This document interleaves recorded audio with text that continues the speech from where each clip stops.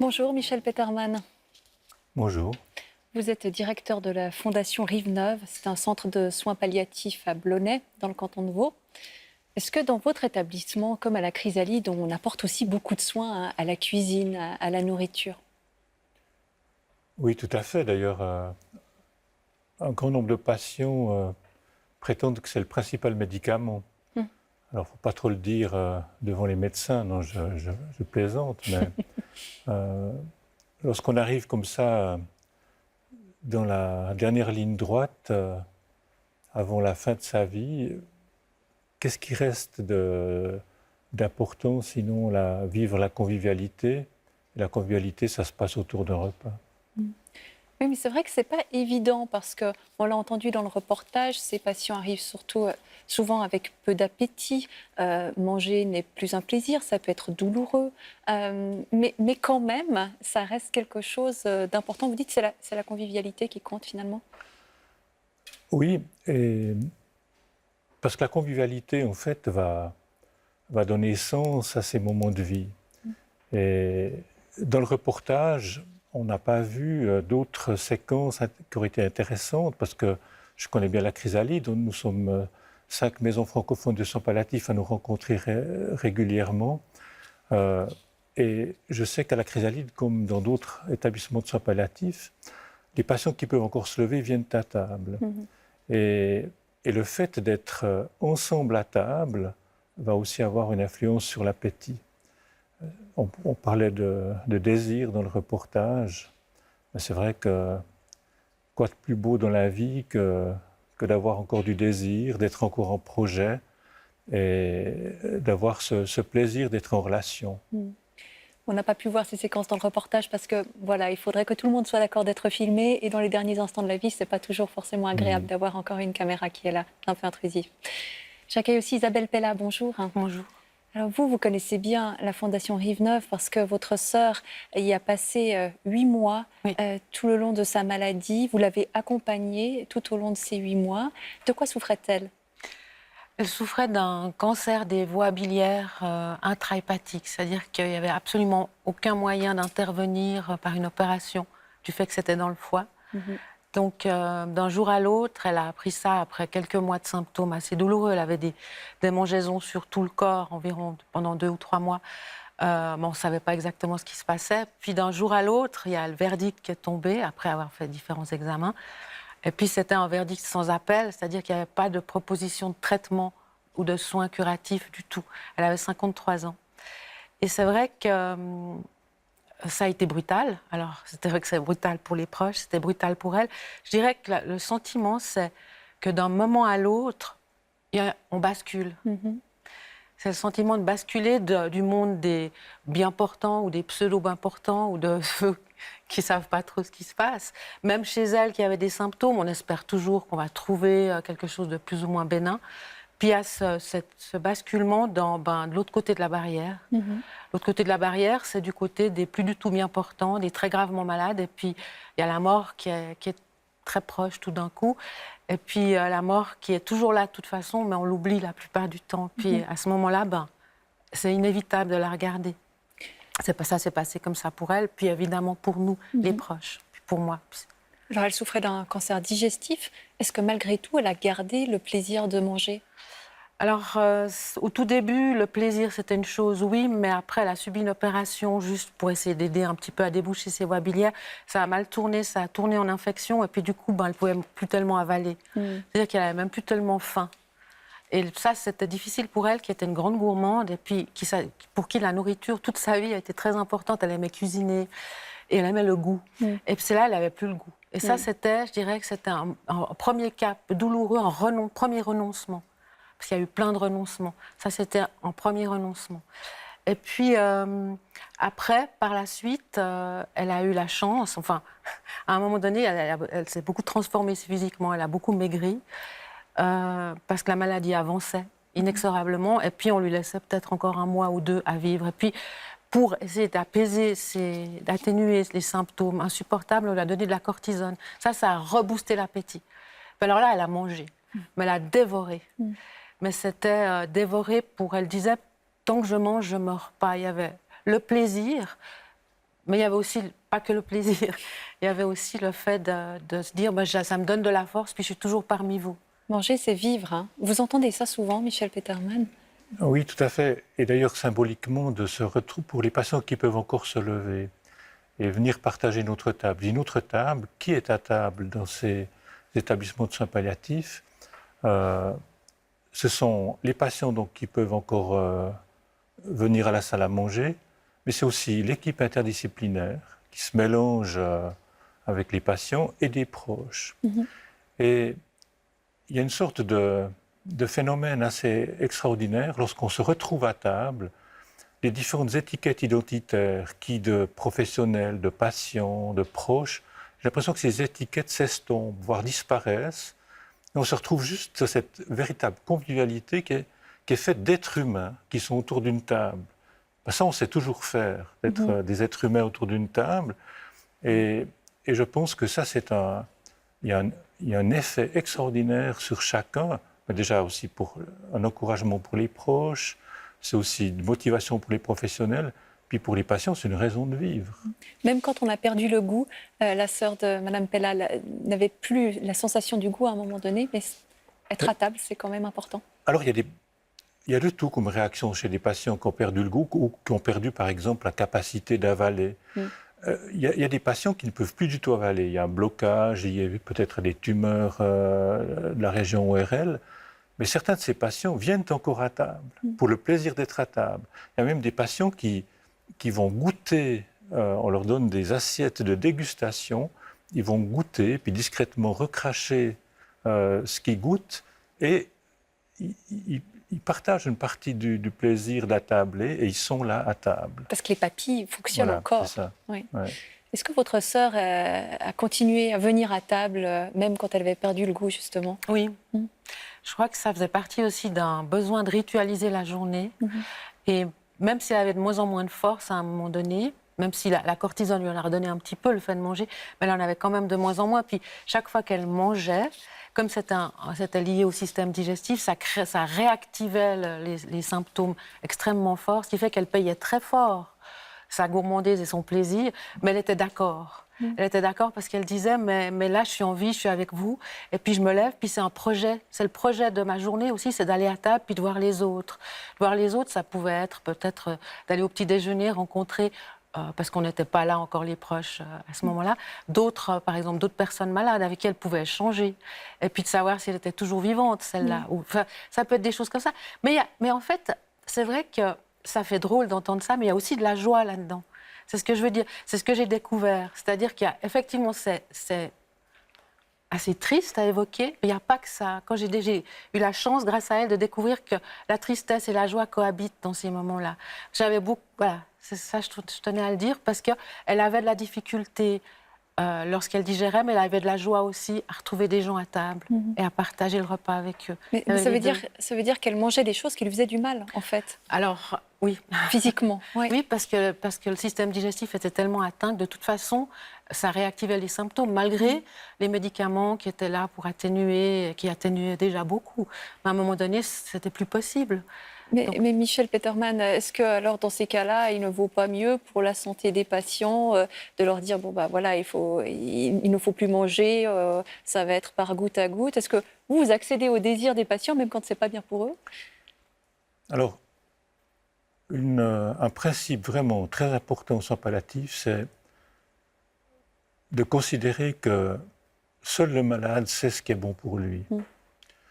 Alors, il y a toute une panoplie de traitements qu'on peut proposer, d'excellents traitements médicaux d'ailleurs, qui peuvent atténuer ou parfois même masquer certains symptômes.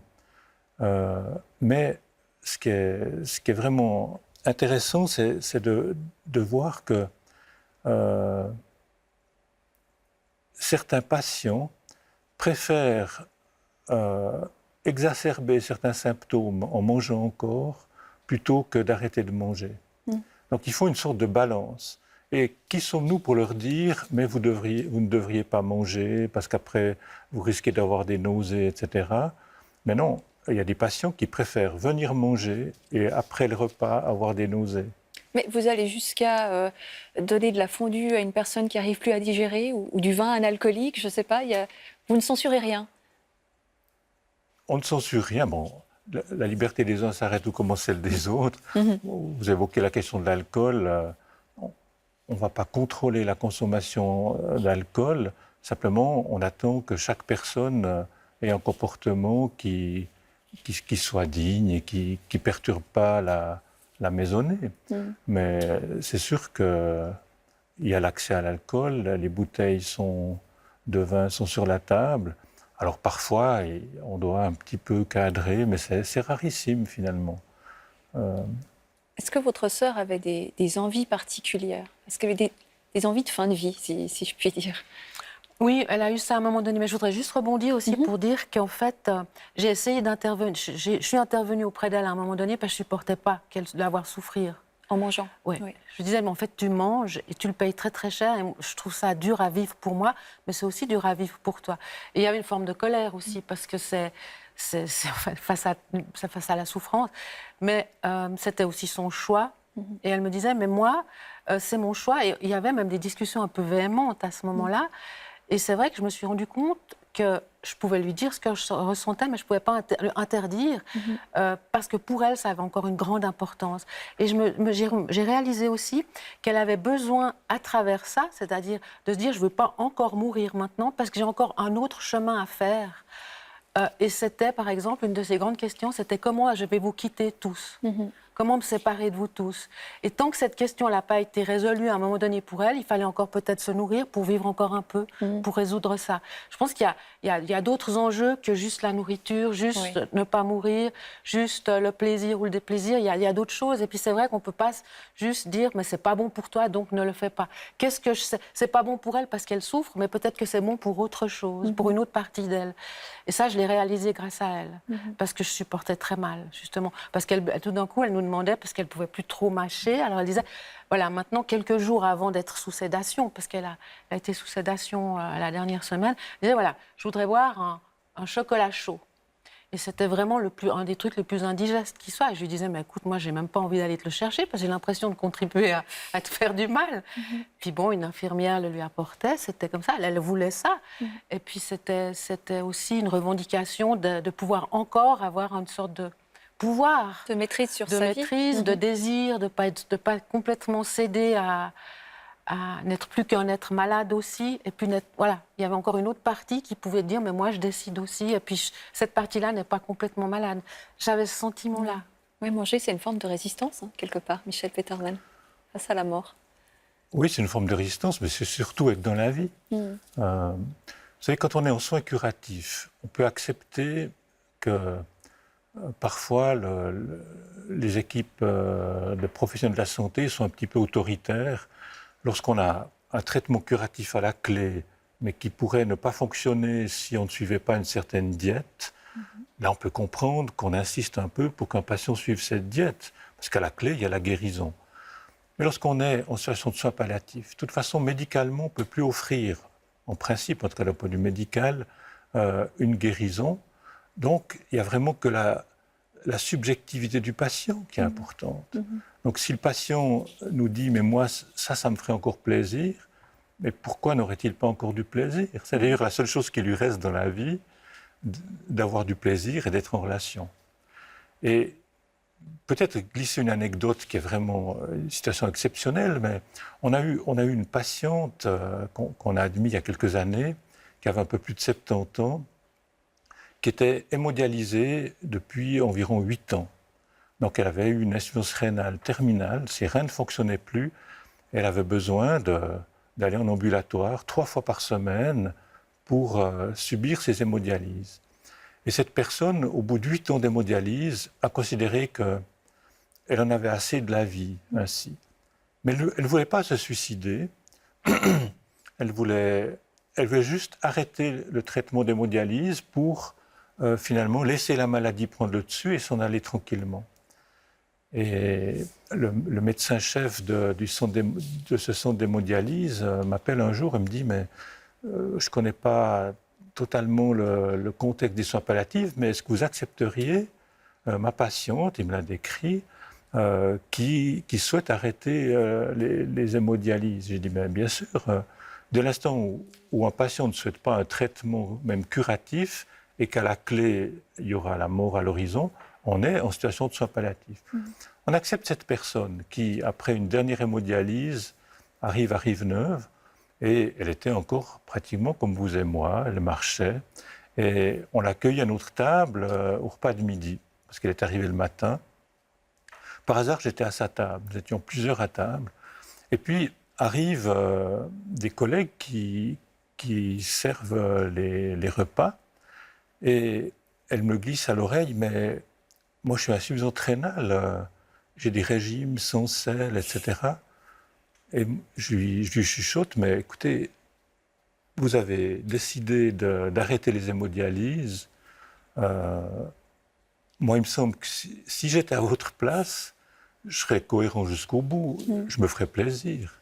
De toute façon, maintenant la maladie va évoluer, ben, moi à votre place, je mangerais tout à fait normalement. C'est ce qu'elle a fait ? Offrez-vous ce luxe-là. C'est ce qu'elle a fait, avec un sourire jusque-là. Mais où je disais tout à l'heure que c'était une situation exceptionnelle, c'est que nous attendions évidemment une péjoration de sa situation. Il y a eu un phénomène inexplicable d'un point de vue médical, alors qu'elle avait besoin de 3 hémodialyses par semaine, eh bien, les reins de cette personne sont repartis. Et on l'a gardée plusieurs mois à Rive-Neuve, elle a dû faire un deuil à l'envers, elle était tout à fait convaincue qu'elle allait mourir. En fait, ses reins sont repartis. Alors on dira c'est un miracle, je n'en sais rien, mais je trouve assez intéressant quand même dans notre entretien au sujet de l'alimentation, de voir que finalement, je ne sais pas, peut-être qu'elle a eu un choc psychologique, d'être pleinement comme ça dans la vie, de se réjouir de pouvoir à nouveau manger normalement. Puis voilà, il y a eu un choc dans le bon sens et les reins sont partis. Et elle est repartie vivante de Rive-Neuve. Ça, c'est un petit miracle, alors, comme vous dites. c'est pas une recette, là, hein, on est d'accord. Mais enfin, ça nous rend humbles comme professionnels de la santé parce que même un patient qui entre chez nous avec l'étiquette patient de soins palliatifs, la mort à la clé, il n'y a pas toujours la mort à la clé. Quand vous repensez à votre sœur aujourd'hui, Isabelle Pella, qu'est-ce qui vous vient en tête? Les repas partagés peut-être, ou qu'est-ce qui reste? Beaucoup de choses. Des choses assez terribles d'un côté et des très belles choses. Je dirais, ce qui me reste, c'est tout ce que j'ai appris. J'ai d'abord appris une chose, c'est qu'entre le moment où elle a appris le verdict et puis la mort, il y avait ce qu'on croit être très proche, il y a les soins palliatifs.